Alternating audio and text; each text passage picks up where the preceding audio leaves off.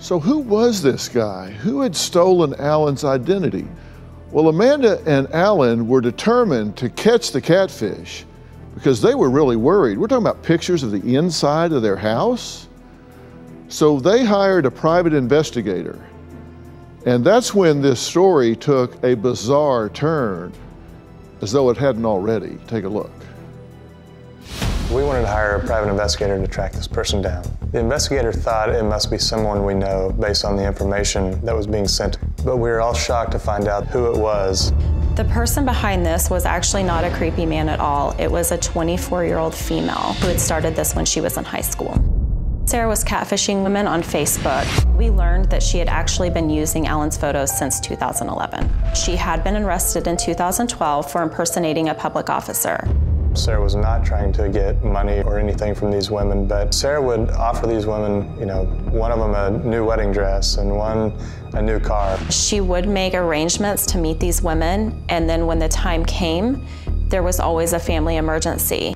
One of the ladies that I spoke to said that he had invited her to a concert. Then we learned just this year that Sarah went to a concert that we were also at. And she was probably around 30 feet from where we were sitting.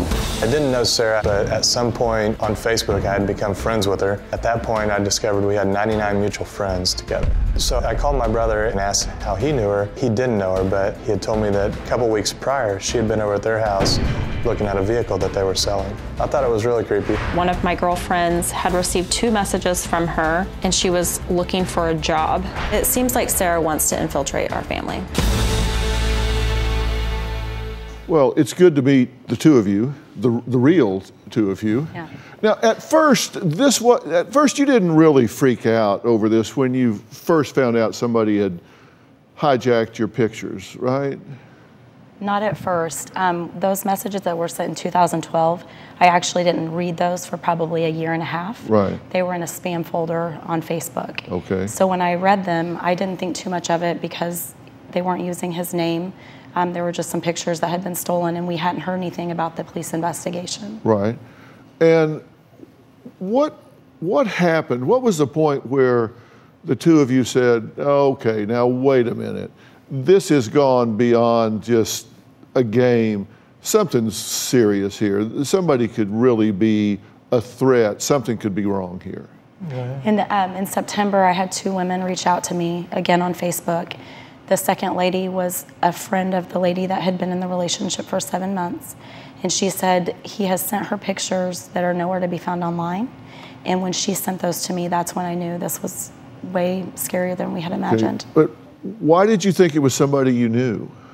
Well, some of the pictures obviously pictures from inside our home, but also a picture from outside of our home, taken from the driver's seat of a car, was a little nerve-wracking.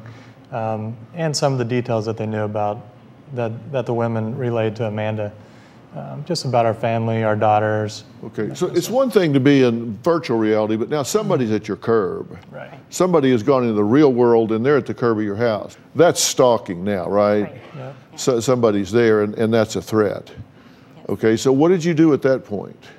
What did you feel, first off, when you realized somebody's sitting at our curb taking pictures of our house?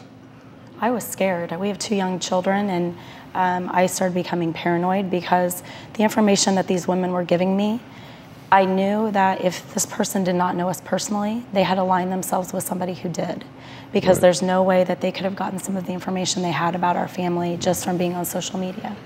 When we talk about interior pictures inside your house, we're talking about really pictures from inside your home, and somehow this person got these pictures and they're referencing them as though it's their house, right? Mm-hmm. And so it's kind of hijacking your life, hijacking your identity.